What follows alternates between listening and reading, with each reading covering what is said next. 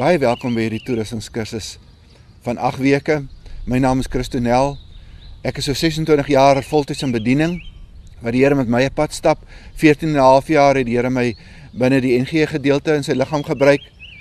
En die afgelope 12 jaar het ek die voorreg om in alle dele van sy liggaam te bedien. En oral waar ek kom ek net agter dat daar 'n leemte in gelowiges se lewens is, veral onder Afrikaanssprekende mense, rondom die werk van die Heilige Gees en sy gawes en hoe Jesus as die hoof van sy liggaam en as die doper met die Gees sy gawes wil gebruik in gelowiges se lewens om mekaar te bedien en die gemeenskap te bedien. In hierdie eerste sessie wil ek baie graag vir jou net so 'n inleiding gee wat jou gaan 'n bietjie lus maak vir dit wat verder in die skrif staan rondom die Heilige Gees en sy gawes.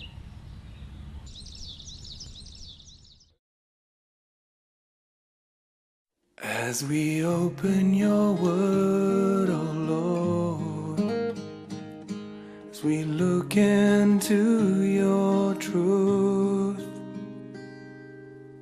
as we turn through pages of your wisdom, come show yourself to us.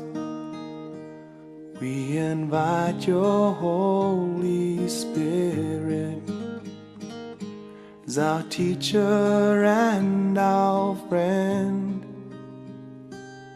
Speak life into these empty chambers with the richness of your love. Breathe life into these empty chambers, and Lord, let your kingdom come.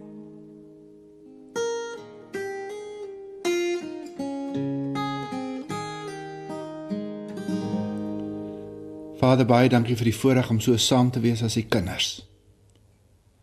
Dankie dat ons in ons eie lewe en ook rondom ons oral steek en sien dat U besig is om op 'n nuwe manier feitelik met U mense besig te wees.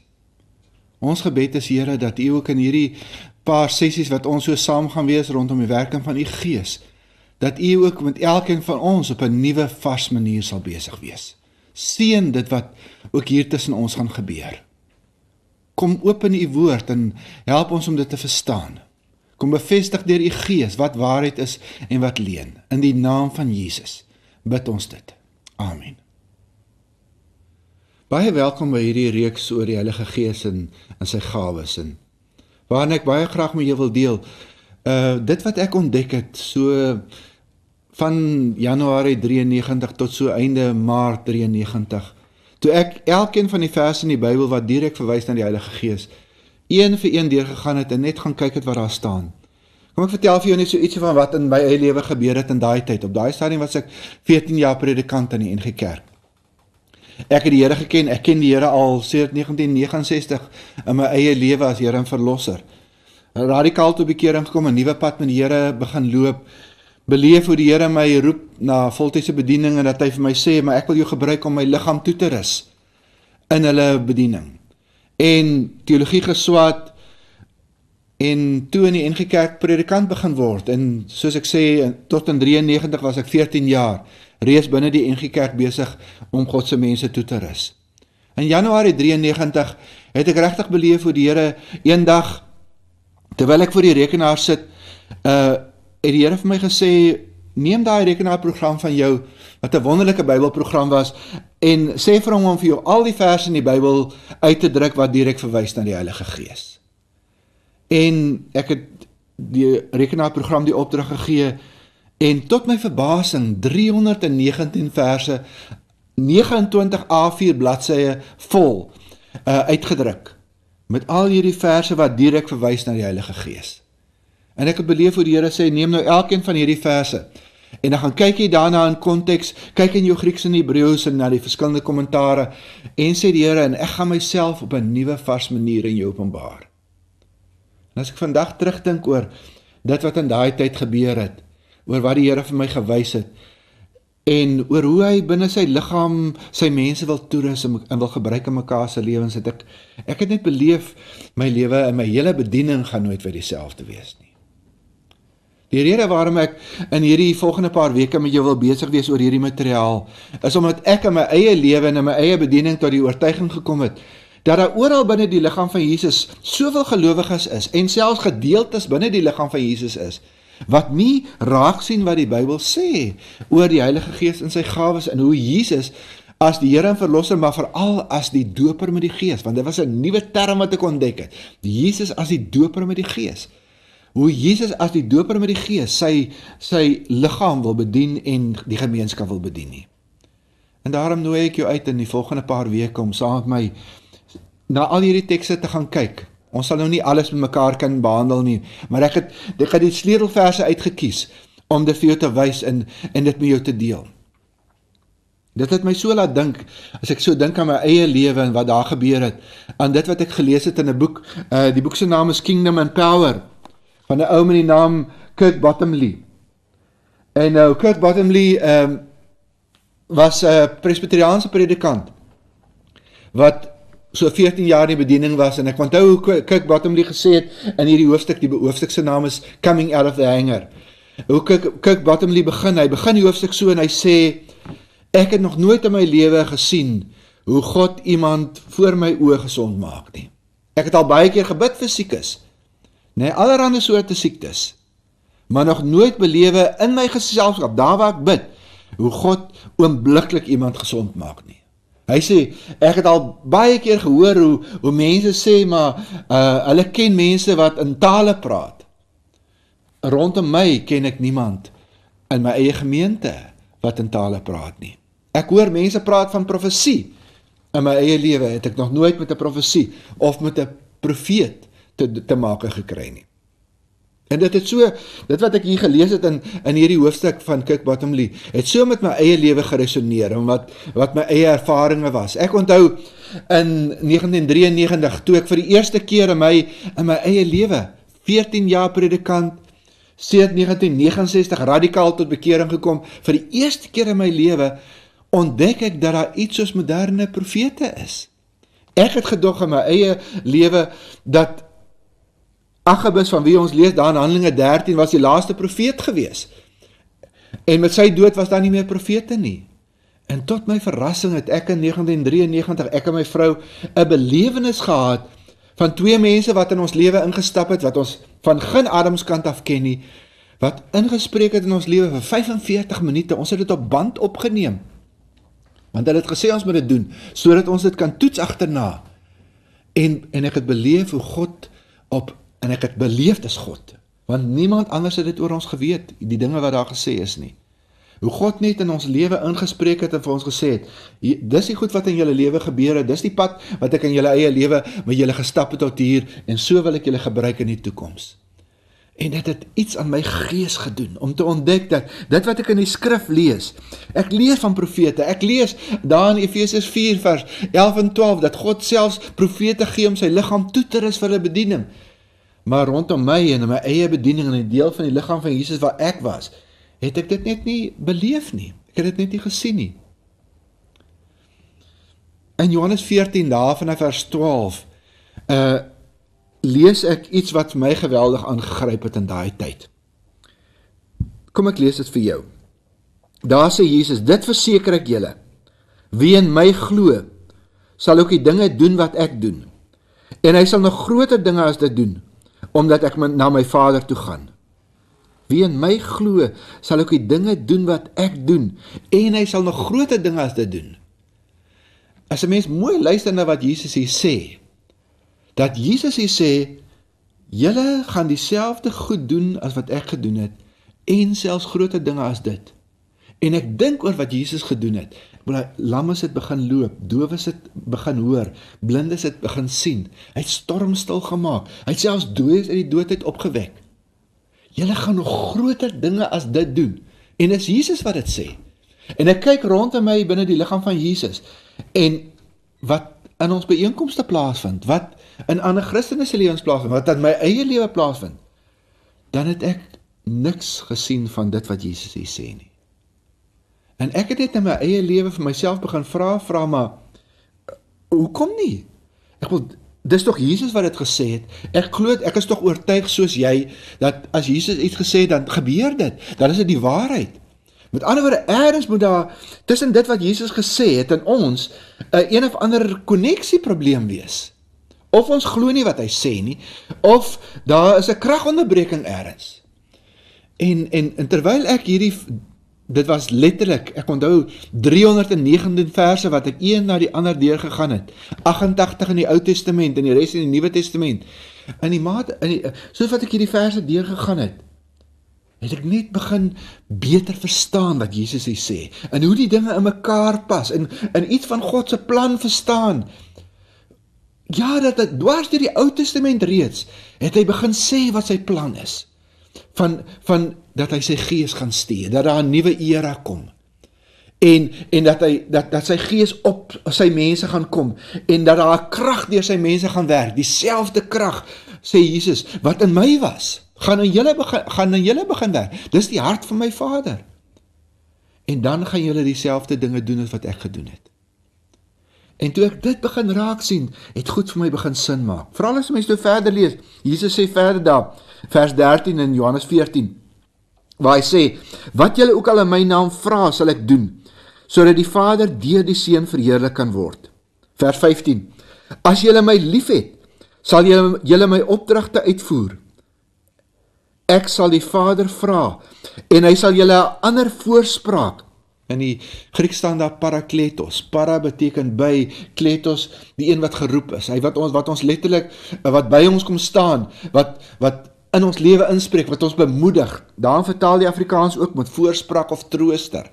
Nee, ek gaan vir julle 'n ander trooster, die Vader vra om vir julle 'n ander trooster te stuur, om by julle te staan, om in julle te kom woon. Hy sê, om vir ewig by julle te wees, naamlik die Gees van die waarheid. Sy ander naam gaan wees Gees van waarheid. Die wêreld kan hom nie ontvang nie, omdat hulle hom nie ken nie. Omdat hulle hom nie sien en hom nie ken nie. Maar julle ken hom, omdat hy by julle bly en in julle sal wees. Jesus sê, ek gaan my Vader vra en hy gaan vir sy Gees gee, ons Gees gee om in julle te kom woon, om altyd by julle te wees. Vers 18, ek sal julle nie as weeskinders agterlaat nie, ek kom weer na julle toe. Ek kom weer na julle toe.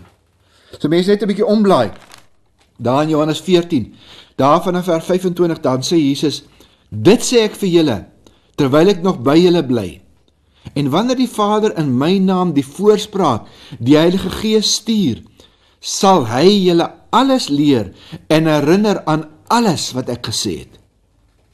Want die Heilige Gees, sê Jesus, gaan nooit op homself fokus nie. Die Heilige Gees se rol gaan heeltyd wees om my in die kollig te sit. Ek wil so wat hier so staan, hy gaan julle alles leer en julle herinner aan alles wat ek vir julle gesê het. Merkwaardig. Terwyl ek hierdie verse deurgegaan het en gaan kyk het wat die skrif oor die Heilige Gees sê, het ek beleef dat die Heilige Gees nooit die fokus op homself gaan laat val nie. Dit sal nooit vir die Heilige Gees oor die Heilige Gees self gaan nie. Gaan altyd vir die Heilige Gees oor Jesus gaan. Jesus. Merkwaardig vir my gewees, toe ek dit ontdek het. So mense net 'n bietjie omblaai, daar in Johannes 16, vanaf vers 12, sê Jesus, ek het nog baie dinge om vir julle te sê, maar julle sal nog nie nou dit kan begryp nie. Vers 13, wanneer hy kom, die Gees van die waarheid, sal hy julle in die hele waarheid lei.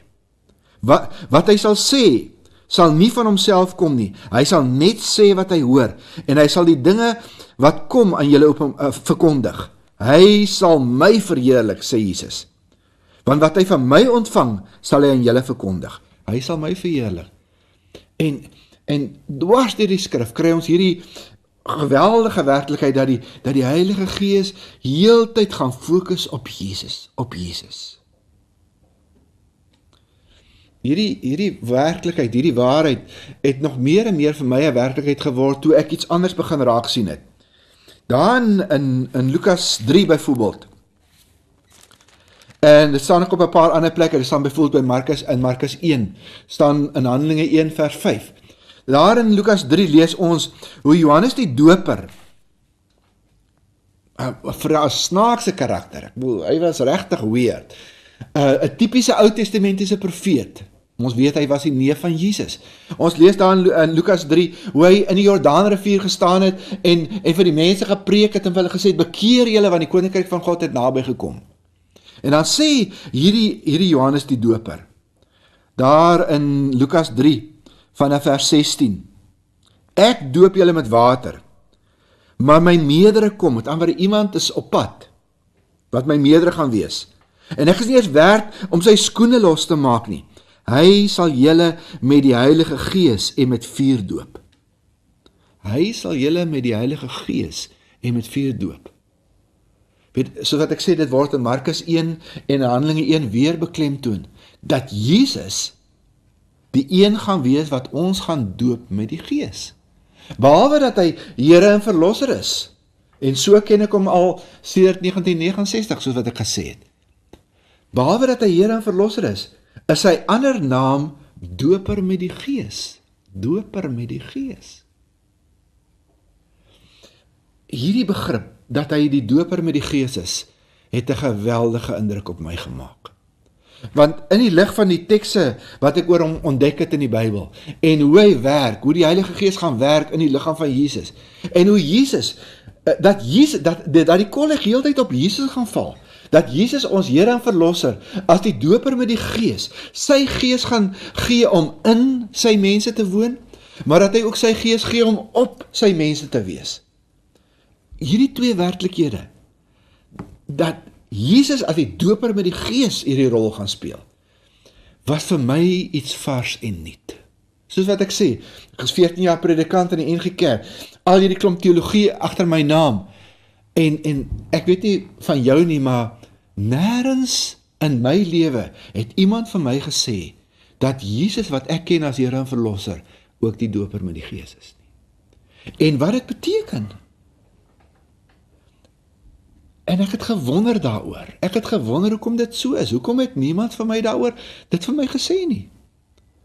En hoe meer ek na die teksverse gekyk het, en die rol wat die Heilige Gees in gelowiges se lewens speel, en die rol wat die Heilige Gees binne die gemeente speel, en hoe hy die een is wat vir ons gawes gee om mekaar te bedien, hoe meer en meer het ek begin verstaan, maar is eintlik Jesus, die Here en Verlosser, wat die Doper is met die Gees, wat deur die Gees sy gawes gee aan gelowiges, sy Gees gee om in gelowiges te woon, wat deur die Gees en deur die gawes gelowiges gebruik in mekaar se lewens, en die gelowiges weer gebruik om die gemeenskap te bedien. En skielik het 'n klomp goed net vir my duidelik geword en in 'n plek begin val. En soos ek sê, dit het hier binne in my 'n impak gemaak.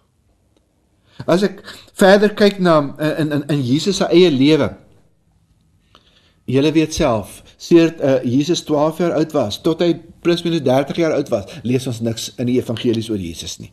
En die eerste keer wat ons weer oor Jesus iets lees, is juist daar in Lukas 3, waar ons Jesus kry, by dieselfde Jordaanrivier, daar waar Johannes die Doper besig was om te preek. En hy sê vir Johannes die Doper, soos wat hy ander mense doop, moet hy ook hom doop. Eers wil Johannes die Doper nie, maar dan sê Jesus vir hom, maar jy verstaan nie, dis belangrik dat jy my doop. En dan doop Johannes die Doper vir Jesus. En so lees ons daar in Lukas 3, vanaf vers 21. Toe al die mense hulle laat doop het, is Jesus ook gedoop. En terwyl hy staan en bid, het die hemele oopgegaan en het die Heilige Gees in 'n sigbare gestalte soos 'n duif op hom neergedaal. En daar was ook 'n stem uit die hemel wat sê, jy is my geliefde seun, oor jou verheug ek my. Dis 'n prentjie wat Lukas hier teken, letterlik van Jesus wat daar in die water staan, hy was nou net onder dompel gewees, staan hy op, en terwyl hy so in die water staan en bid, kom hierdie duif, en kom sit hierdie duif letterlik bo op hom, miskien op sy kop, en dan hierdie stem wat sê, dis my geliefde seun, in hom verheug ek my. En Jesus 30 jaar oud, en daar in Lukas 4 verduidelik Jesus wat eintlik daar gebeur het, dat God die Vader letterlik hom daar bonatuurlik toegerus het, deur sy Gees, deur sy gawes, vir hom te gee, sodat hy kon begin met sy bediening, op 30 jaar oud. En van hierdie oomblik af, van hierdie gebeure hier in Lukas 3, begin Jesus se openbare bediening. Vir plus minus 3 jaar beweeg Jesus oral in die landstreke rond met sy 12 disippels en nog meer mense wat heeltyd hom begin volg het. En doen hy hierdie buitengewone dinge. En sien mense, beleef mense 'n kragdimensie in Jesus se lewens as gevolg van dit wat plaasgevind het hier in Lukas 3. So lees ons daar in Lukas 4 vanaf vers 1 die volgende. Daar staan: Jesus het vol van die Heilige Gees van die Jordaan af teruggekom. Vol van die Heilige Gees. Terwyl ek met hierdie verse besig was oor die Heilige Gees, het ek telkens met hierdie begrip te doen gekry, waar hierdie uitdrukking gebruik word, vol van die Heilige Gees. En ek het al meer en meer onder die indruk gekom dat hierdie uitdrukking vol van die Heilige Gees 2 dinge ten minste beteken.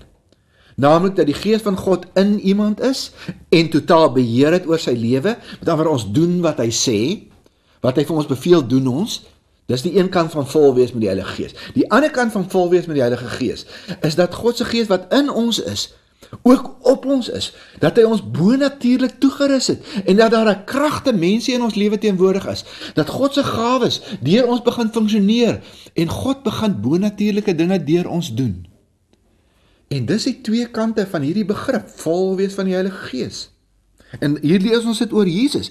Jesus het vol van die Heilige Gees van die Jordaan af teruggekom, en dan lees ons hoe hy deur die Gees van God dan die woestyn ingelei is vir 40 dae, waar hy dan deur die vyand versoek is vir 40 dae. En dan lees ons net so 'n paar verse verder aan, daar in Lukas 4 vanaf vers 14. Jesus het na Galilea toe teruggegaan, dis nou nadat hy uit die woestyn het gekom het, vol van die krag van die Gees, weer hy selfe uitdrukking. En berigte oor hom het deur die hele omgewing versprei. Met ander woorde, as gevolg van hierdie kragdimensie, die feit dat die Gees van God in beheer van sy lewe was, en deur hom kon funksioneer, was daar 'n kragdimensie in sy lewe teenwoordig, wat goed laat begin gebeur het. Mense het begin praat, allerhande stories oor hom vertel, want daar het goed begin gebeur, hy het mense gesond gemaak, nee, en sy lering het getuig van 'n autoriteit en 'n gesag.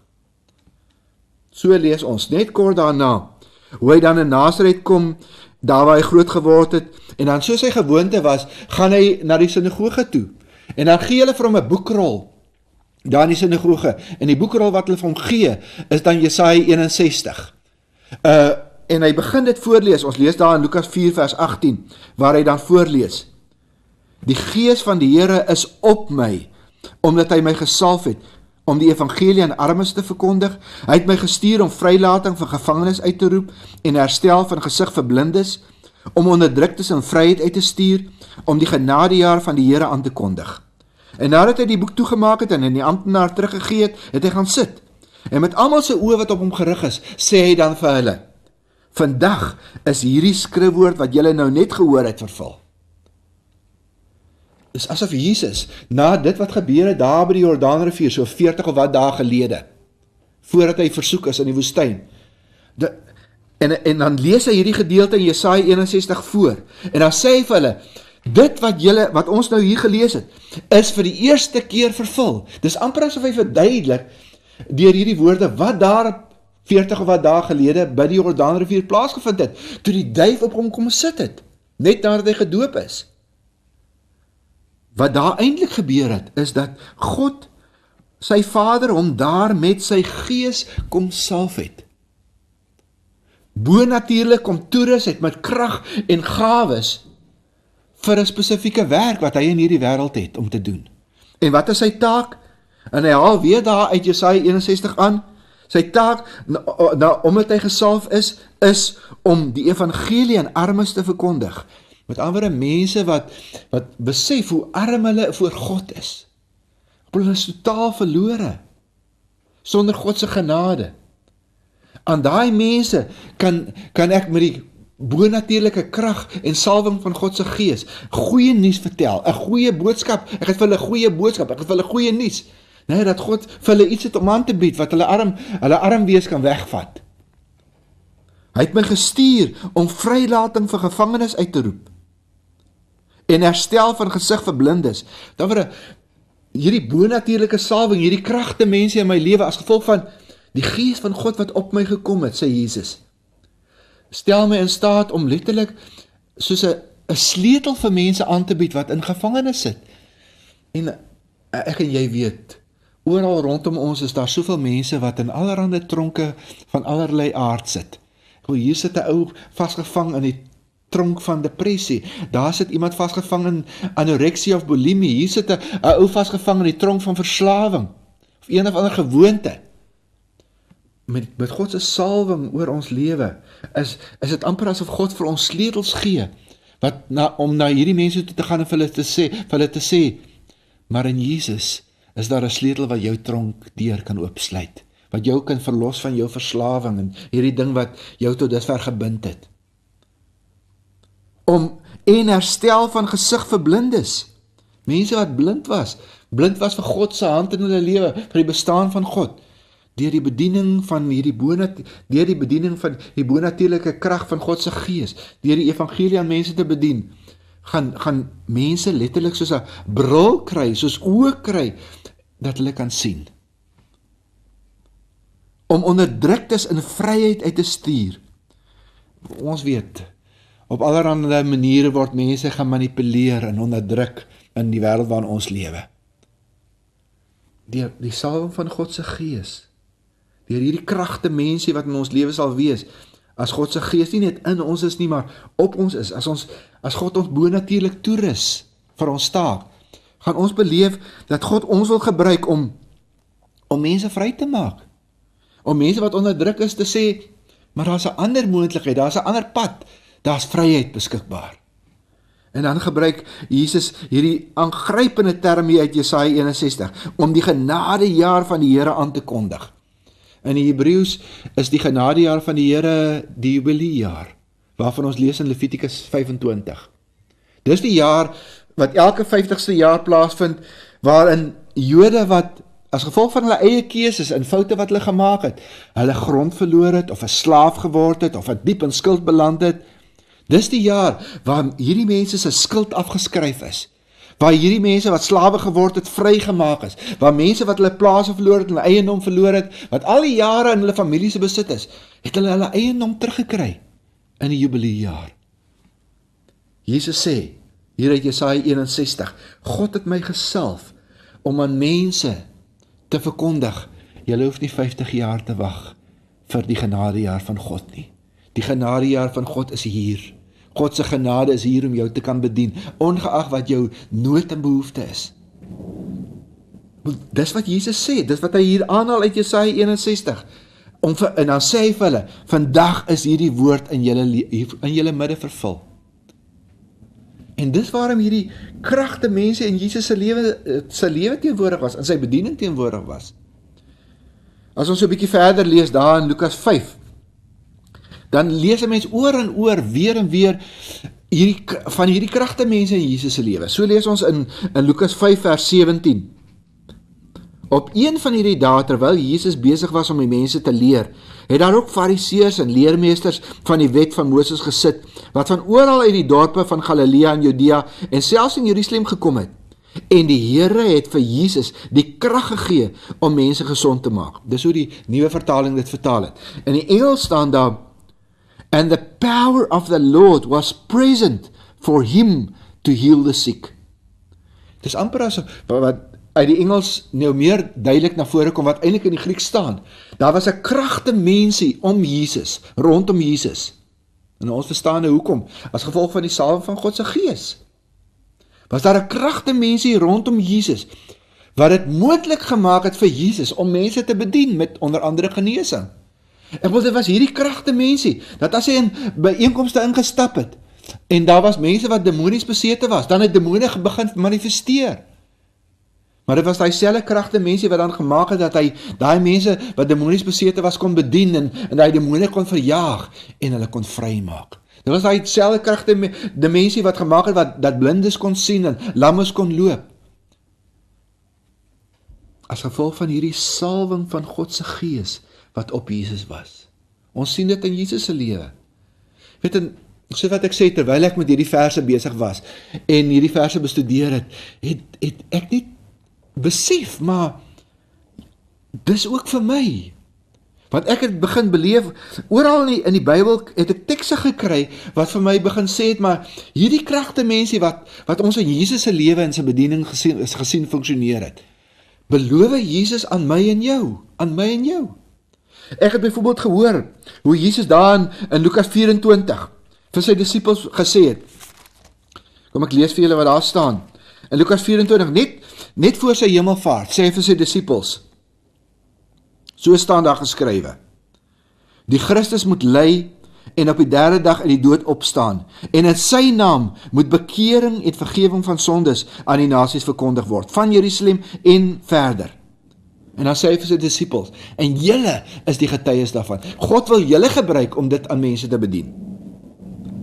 En dan sê hy vers 49, en ek sal die gawe wat my Vader beloof het, en dan verwys hy terug na dit wat hy daar in Johannes 14 gesê het, toe hy gesê het, ek sal die Vader vra om vir julle die Heilige Gees te gee, om in julle te wees.